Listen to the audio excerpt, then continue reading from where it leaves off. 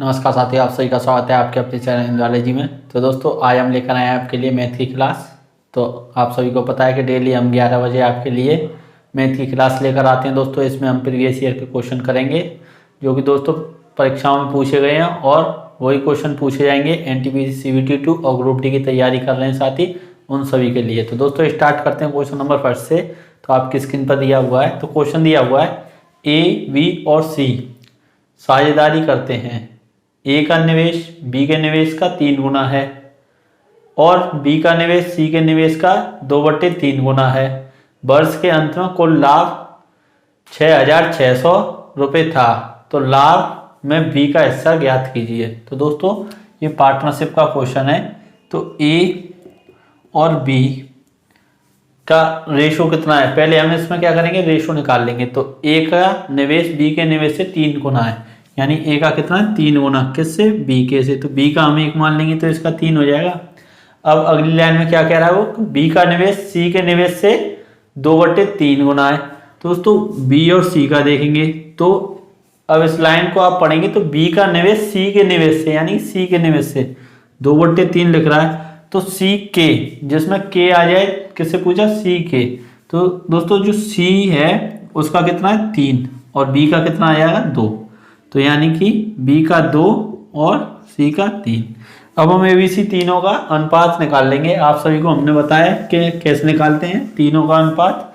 तो दोस्तों अब हमको करना क्या होगा कि B का यहाँ पर 1 है और यहाँ पर 2 है, तो सेम करना होगा। तो सेम करने के लिए इसमें हम क्या कर देंगे, 2 का गुणा। तो दोस्तों ये क्या हो जाएगा हमारा A/B/C क्या हो जाएगा। तो दोस्तों ये हो जाएगा A 6 और ये 2 और यहाँ पर ये 3। अब दोस्तों इन सभी को हम जोड़ लेंगे, इन सभी का कुल देखेंगे तो कितना हो जाए, ये 6 और 2 8, 8 और 3 11, कितना हुआ है 11। लेकिन दोस्तों कुल लाभ कितना दिया हुआ है 6,600, तो 11 यूनिट बराबर कितने के हो जाएगा 6,600 के। अब कितने गुना ज़्यादा हुआ है, तो ये हुआ है 600 गुना ज़्यादा। अब दोस्तों हमसे पूछा किसका हिस्सा है, तो बी का लाभ कितना है। तो दोस्तों बी का कितना है यहाँ पर 2 यूनिट, तो 2 यूनिट ना होकर इसमें भी कितना 600 का गुना हो जाए, तो कितना हो जाए ये 1200 रुपये। कितना 1200 रुपये इसका सही आंसर हो जाएगा। दोस्तों ऑप्शन सी इसका बिल्कुल करेक्ट आंसर हो जाएगा। तो दोस्तों आपका भी यही आंसर आ रहा होगा, तो आप बिल्कुल सही चल रहे हैं। दोस्तों इसी प्रकार से इन क्वेश्चनों को करते हैं। बस अगर इसमें अगर टाइम और दिया होता कि कितने कितने समय, इसमें एक तरह का और क्वेश्चन बनता है। कैसा बनता है, जैसे कि इसमें बोला होता है कि ए ने 7 महीने तक निवेश किया, बी ने 5 महीने तक निवेश किया, टाइम होगा उसका इनमें मल्टीप्लाई हो जाएगा, बस सिंपल, और लाभ हमको पता चल जाएगा। दोस्तों इस प्रकार से ही इन क्वेश्चनों को सॉल्व करते हैं। तो अब हम चलते हैं नेक्स्ट क्वेश्चन की ओर। तो दोस्तों क्वेश्चन आपकी स्क्रीन पर दिया हुआ है, आप सॉल्व करें। तो दोस्तों क्वेश्चन को आप देखें, पढ़ें और समझें और जब उसको सॉल्व करें। तो दोस्तों क्वेश्चन दिया हुआ है, यदि A+B ratio B+C ratio C+A 6:7:8 है, तो A+B+C बराबर 14 है। तो दोस्तों C का मान हमसे पूछा है, तो हमको क्या पता है A+B रेशो कितना B+C रेशो C+A क्या दिया हुआ है। तो दोस्तों ये दिया हुआ है कितना 6:7:8। तो अब हम इन तीनों को अगर जोड़ लें, इन तीनों को, तो दोस्तों ये क्या हो जाएगा 2A+B+C। 2 क्यों लिखा है दोस्तों, 2 इसलिए लिखा है क्योंकि A यहाँ पर है और A यहाँ पर है, 2 बार आ गया A, B यहाँ पर है और यहाँ पर है, यानी B भी 2 बार आ गया और C भी 2 बार आ गया। तो दोस्तों 2 हमने कॉमन ले लिया है। तो और अब इसको जोड़ेंगे तो ये कितना हो जाएगा 6 और 7 13, 13 और 8 21। तो दोस्तों A+B+C कितना हो जाएगा 21/2, कितना 21/2। लेकिन A+B+C कितना दिया हुआ है 14 दिया हुआ है, कितना 14, यानी 21/2 कितने के बराबर है 14 के। तो दोस्तों 1 यूनिट कितने के बराबर हो जाएगी, यहाँ पर हम निकालेंगे तो 14 गुणा 2/21। तो दोस्तों इस प्रकार से ये हो जाएगी। अब हमसे पूछा गया है कि C का मान। दोस्तों C का मान हम कब निकालेंगे, पहले हमको A+B का मान पता हो। तो A+B कितने यूनिट है यहाँ पर 6, तो इसमें हम कर देंगे कितना 6 का गुणा कर देंगे। किसका गुणा कर देंगे 6 का।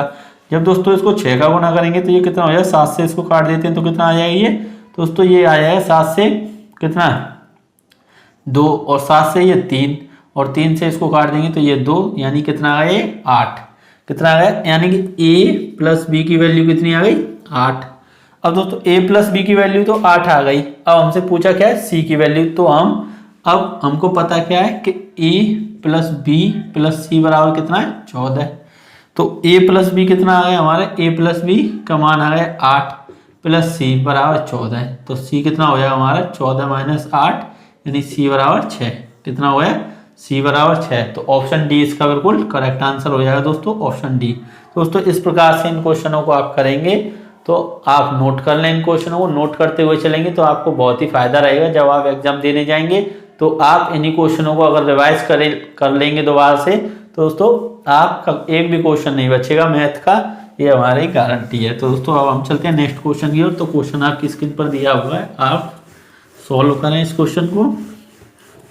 तो दोस्तों क्वेश्चन दिया हुआ है, 3 यातायात सिग्नल क्रमशः 48, 72, 108 सेकंड के अंतराल पर बदलते हैं।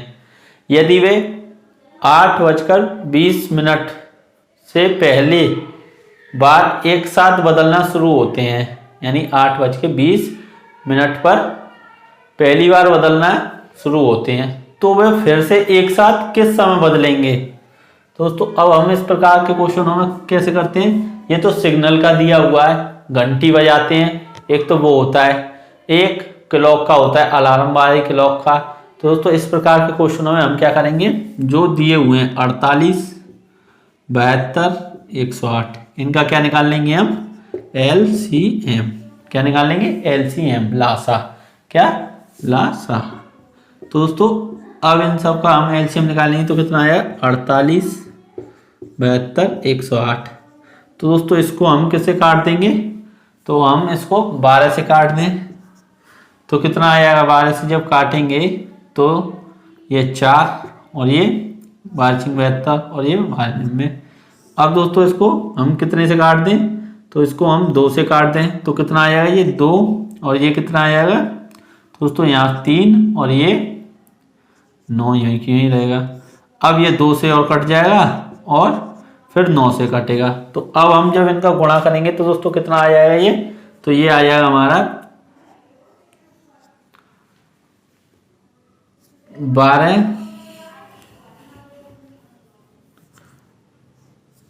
12 दूनी 24, 24 दूनी 48 और 48 गुणा 9 करेंगे तो कितना आया, 9 8 72, 7 और 36 और 7 कितने हो जाएंगे 43।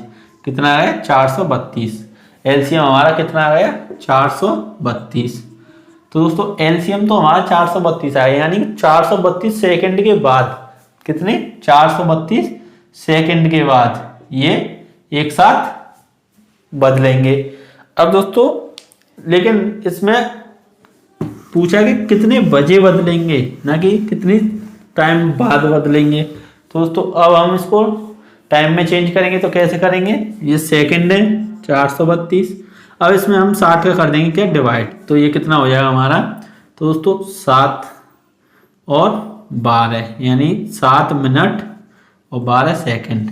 तो टाइम हमको कितना दिया हुआ है, तो टाइम दिया हुआ है 8:20 सेकंड। तो दोस्तों मिनट कितनी है वो मिनट के नीचे लिख देंगे, ये हमारे घंटे की और ये हमारी मिनट की और ये सेकंड की। तो मिनट के नीचे हमने 7 लिख दिया, सेकंड कितनी है यहाँ पर 12।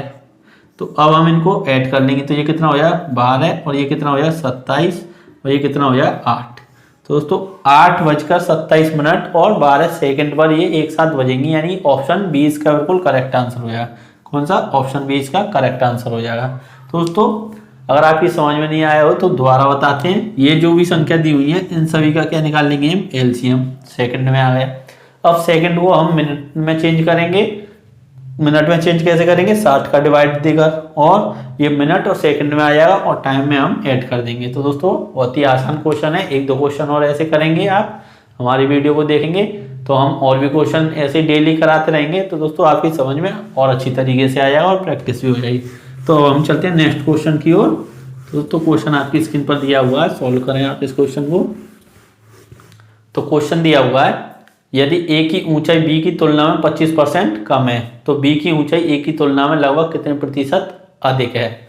तो दोस्तों ए और बी की ऊंचाई में पूछा है, तो ए की ऊंचाई बी की तुलना में 25% कम है, तो बी की अगर हम 100 मान लें तो ए की कितनी हो जाएगी 75। ए की कितनी हो जाएगी 75। तो दोस्तों अब हमसे पूछा क्या है कि बी की ऊंचाई ए की तुलना में लगभग कितने प्रतिशत अधिक है। तो ए की तुलना में, तुलना किससे की जा रही है ए से, तो जिससे तुलना की जाती है उसको नीचे लिखते हैं और ऊपर कितनी ज़्यादा है तो 25, कितनी ज़्यादा 25, तो यहाँ पर लिखेंगे 25 गुणा परसेंटेज के लिए क्या कर देंगे 100 का गुणा। तो जब 25 से इसको काटेंगे तो 3 और 100, 3 का भाग 100 में करेंगे तो कितना आया ये 33.33%, कितना 33.33%। लेकिन दोस्तों उसमें एक शब्द दिया हुआ है क्या कि दोस्तों उसमें पूछा लगभग, तो ऐसा ऑप्शन आप 4 ऑप्शन में देखें तो 33% के लगभग है ये। दोस्तों यही हमारा आंसर हो जाएगा, यानी ऑप्शन डी हमारा बिल्कुल करेक्ट आंसर हो जाएगा। तो अब हम चलते हैं नेक्स्ट क्वेश्चन की ओर। इन सभी क्वेश्चनों को आप नोट करते हुए चलें और दोस्तों वीडियो को शेयर कर दिया करें अपने सभी साथियों में, उनकी भी हेल्प हो जाएगी दोस्तों। तो अब हम चलते हैं नेक्स्ट क्वेश्चन की ओर। तो दोस्तों क्वेश्चन दिया हुआ है, एक कक्षा में 82% छात्र उत्तीर्ण हुए और उनमें से 2% छात्रों को पुनः परीक्षा की श्रेणी में रखा गया। अनुत्तीर्ण हुए छात्रों की संख्या 592 है, यानी 592 है। कक्षा में छात्रों की कुल संख्या कितनी थी। तो दोस्तों जो पास हुए हैं यानी उत्तीर्ण हुए हैं, क्या उत्तीर्ण हुए छात्र, उनकी संख्या कितनी है दोस्तों, उनकी संख्या है 82%, यानी पास वाले छात्रों की कितनी संख्या है 82%। और री एग्जाम देंगे, जो पुनः परीक्षा देंगे री एग्जाम वाले, तो दोस्तों री एग्जाम यानी कि पुनः परीक्षा देंगे तो उनकी कितनी संख्या है 2%। अब दोस्तों ये टोटल कितने हो गए 84% हो गए। अब हमसे क्या कह रहा है, अनुत्तीर्ण हुए छात्र कितने दिए हुए हैं 592। तो दोस्तों अनुत्तीर्ण की हम परसेंटेज निकालेंगे तो कितना बचेगा दोस्तों 82% ये है, 2% ये है, तो कितना हुआ है 84%। टोटल परसेंट आपको पता होगा कितना होता है, कितने में से हम निकालते हैं 100% में से। तो जब हम 100% में से निकाल देंगे तो कितना बचेगा ये दोस्तों, आप सभी को पता है 16%। कितना 16%, 16% बराबर कितने की हो जाएगा, जो 16% छात्र हैं वो, अगर छात्रों परसेंट ना देखकर छात्रों की संख्या देखी जाए तो कितनी दी हुई है 592, यानी 592। अब दोस्तों 1% का मान यहां से निकाल लेंगे तो 1% बराबर कितना हो जाएगा 592/16। और दोस्तों जब कुल छात्र हमसे पूछे तो कुल छात्र कितने हैं, कुल छात्र हमारे 100%, कितने 100%। तो दोस्तों इसमें 100 का हम डिवाइड कर देंगे, 100% दोनों ओर डिवाइड करेंगे तो 916 into 100। अब दोस्तों इसको जब हम इससे काटेंगे तो ये कितना हो जाएगा 37, और हमारा आंसर कितना आया 3700, यानी 3700, कितने 3700। ऑप्शन सी इसका बिल्कुल सही आंसर हो जाएगा दोस्तों, ऑप्शन सी। तो दोस्तों इस प्रकार से इस क्वेश्चन को आप कर सकते हैं। अगर हमसे पूछता कि उत्तीर्ण हुए छात्र कितने हैं, उत्तीर्ण हुए छात्र कितने हैं, तो दोस्तों हम 82 का इसमें गुणा कर देते हैं, यहाँ 100 की जगह पर, 100 की जगह पर क्या करते हैं 82 का गुणा कर देते। दोस्तों इसी प्रकार से अगर हमसे पूछता कि पुनः परीक्षा यानी री एग्जाम देने वाले कितने छात्र हैं, तो फिर हम यहाँ पर 2 का गुणा कर देते। दोस्तों ये हमारा आंसर आ जाता। तो अब हम चलते हैं नेक्स्ट क्वेश्चन की ओर। तो दोस्तों वीडियो को शेयर कर दें, और ये वही क्वेश्चन है जो थोड़े लेवल इनका टफ है, CBT 2 में दोस्तों इनके आने की पूरी संभावना है, इसी प्रकार के क्वेश्चन बनेंगे। तो हम चलते हैं नेक्स्ट क्वेश्चन की ओर। तो दोस्तों क्वेश्चन दिया हुआ है, एक आयताकार खेत की लंबाई 16 मीटर है और चौड़ाई 12 मीटर है, उसके एक चौड़ाई वाले भाग को खुला छोड़कर से तीनों ओर कंटीले तार की बाड़ बनाई जानी है, 25 पैसे प्रति सेंटीमीटर की दर से बाड़ की लागत की गणना कीजिए। तो दोस्तों कोई खेत है, इस प्रकार से खेत है, ये यहाँ पर खुला छोड़ दिया है, क्या यहाँ पर खुला छोड़ दिया है। तो दोस्तों खुला यहाँ पर नहीं छोड़ा, कहाँ पर छोड़ा है चौड़ाई वाली साइड पर, कहाँ पर, तो चौड़ाई हम इसको मानते हैं, जो कम होता है इसको चौड़ाई मानते हैं। दोस्तों इधर से रास्ता होगा शायद उसका, इधर से ये हमारा खुला है। अब दोस्तों यहाँ पर हमको क्या लगाना है, जो यहाँ पर लगाना है हमको कंटीले वाले तार। क्या? कंटीले वाले तार लगाने दोस्तों इस प्रकार से। अब इन सभी को जब हम लगाएंगे तो इसमें हमको रेट दिया हुआ है कि कैसे लगेगा। तो दोस्तों हम क्या करेंगे, ये कितना दिया हुआ है 16, ये कितना है 16 और ये कितना 12। तो इन सभी को हम जोड़ देंगे तो कितना हो जाएगा 16 16 कितने हो गए 32 और 12 कितने हो गए 32 और 12 दोस्तों कितने हो गए 44। कितना हो गया 44। अब 44 क्या हुआ है मीटर, क्या मीटर 44 मीटर हुआ है। लेकिन दोस्तों जो पैसे दिए हुए हैं वो 25 पैसे कितने हैं प्रति सेंटीमीटर पर, 25 पैसे प्रति सेंटीमीटर पर। तो दोस्तों हम इनको जब रुपीज में चेंज करेंगे और मीटर में, दोस्तों जब इसको रुपये में चेंज करें तो दोस्तों जब हम इसमें रुपये में चेंज करेंगे तो 100 का इसमें भाग कर देंगे 25 में, और सेंटीमीटर में चेंज करने के लिए 100 का इस पूरे में गुणा कर देंगे। जैसे कि इस प्रकार से समझें कि ये अपॉन में, तो यहाँ पर 1/100 का और भाग करना होगा, जब तो ये मीटर में हो जाएगा। तो यानी कि इसको जब लिखेंगे तो 25/100 गुणा 100, तो 100 से 100 कट जाएगा तो कितने रुपए आएंगे 25 रुपए पर मीटर। कितना 25 रुपए पर मीटर के हिसाब से आ गया। तो दोस्तों टोटल कितना है हमारे पास 44 मीटर। कितना है 44 मीटर। रेट कितना है 25 रुपए प्रति मीटर। अब दोस्तों हम इसका गुणा कर लेंगे तो ये कितना आ जाएगा 25 चौके 100 कैरी 10, 25 चौके 100 और 10 यानी 110, 1100 रुपए हो गए दोस्तों। कितना 1100 रुपए। ऑप्शन डी इसका बिल्कुल करेक्ट आंसर हो जाएगा दोस्तों। इस प्रकार से आप इसको चेंज कर सकते हैं, क्योंकि दोस्तों यहाँ पर सेंटीमीटर दिया हुआ है, यहाँ पर मीटर है, तो और ये पैसों में दिया हुआ है और आंसर रुपीज में दिया हुआ है। तो दोस्तों चेंज तो करना होगा, सेम यूनिट होती है जब भी हम कैलकुलेशन कर पाते हैं। दोस्तों अब हम चलते हैं नेक्स्ट क्वेश्चन की ओर। ये बहुत ही अच्छे क्वेश्चन है दोस्तों, एकदम सिलेक्टेड क्वेश्चन है। इनकी पूरी संभावना है कि आपकी परीक्षाओं में जरूर पूछे जाएंगे। और दोस्तों वीडियो अच्छी लगे तो लाइक जरूर कर दें और कमेंट करके भी बताएं कि वीडियो कैसी लगी है। तो अब हम चलते हैं नेक्स्ट क्वेश्चन की ओर। तो दोस्तों क्वेश्चन दिया हुआ है 3 सेंटीमीटर त्रिज्या और 5 सेंटीमीटर ऊंचाई वाले धातु के एक बेलन को पिघलाकर 1 सेंटीमीटर ऊंचाई और 1 mm आधा त्रिज्या वाले शंकु बनाए गए। कितने शंकु बनाए गए? तो दोस्तों अब हमको पता है कि जो इसमें पूछा क्या है कि कितने शंकु बनाए गए, तो n मान लेंगे। तो n बराबर पिघलाया किसको गया एक बेलन को। तो बेलन का फॉर्मूला क्या होता है यानी सिलेंडर का πr²h। वॉल्यूम ही तो पिघलाया जाता है, जो पूरा मटेरियल होता है उसको ही तो वॉल्यूम कहते हैं। तो दोस्तों वो क्या होगा πr²h। अब बनाया क्या जा रहा है कोन बनाया जा रहा है, तो दोस्तों उसका भी पूरा मटेरियल कोन का वॉल्यूम होगा। तो कोन का वॉल्यूम क्या होता है 1/3 πr²h। लेकिन दोस्तों यहाँ पर r अलग है h अलग है। तो अब हम इसकी वैल्यू रख देंगे, हमको दी हुई है तो क्या दी हुई है पाई से, तो पाई कैंसिल हो जाएगा क्योंकि ये कांस्टेंट है सेम है। अब ये 3 ऊपर चला जाएगा। अब r1 कितना दिया हुआ है यानी सिलेंडर जो बेलन है उसकी त्रिज्या कितनी है 3। तो दोस्तों 3 का यहाँ पर स्क्वायर, और ऊंचाई कितनी दी हुई है, तो दोस्तों ऊंचाई दी हुई है यहाँ पर 5। अब ये r2 यानी कि जो शंकु है उसकी त्रिज्या कितनी है 1 mm। कितनी 1 mm। अब दोस्तों इसको हम सेंटीमीटर में बदलेंगे तो क्या हो जाएगा 10 का हम भाग दे देंगे और इस पर लगा देंगे हम स्क्वायर। अब h यानी हाइट बची, तो हाइट कितनी है 1 सेंटीमीटर। क्यों किया है दोस्तों ये, क्योंकि ये mm में मिलीमीटर में, और दोस्तों जो और सब यूनिट है वो सेंटीमीटर में। कैसे सेंटीमीटर में। तो दोस्तों हमको ये सब चेंज करनी होगी। तो अब हम इसको सॉल्व करेंगे तो ये कितना हो जाएगा हमारा, ये ऊपर चला जाएगा 100 हो जाएगा ये, और ये 3 × 9 × 5। दोस्तों ये कितना हो जाएगा 5 9 45, 45 थी 135 और 100 का गुणा, तो 135 में पीछे 2 जीरो लग जाएंगी। तो दोस्तों ये हो जाएगा हमारा 13,500। कितने बन जाएंगे n का मान कितना आएगा दोस्तों, n का मान आ जाएगा 13,500। कितने शंकु बन जाएंगे 13,500। तो दोस्तों इस प्रकार से इन क्वेश्चनों को आप कर सकते हैं। तो दोस्तों आप फॉर्मूला नोट कर लें। ये बेलन का होता है यानी कि वॉल्यूम ऑफ सिलेंडर, क्या वॉल्यूम ऑफ सिलेंडर,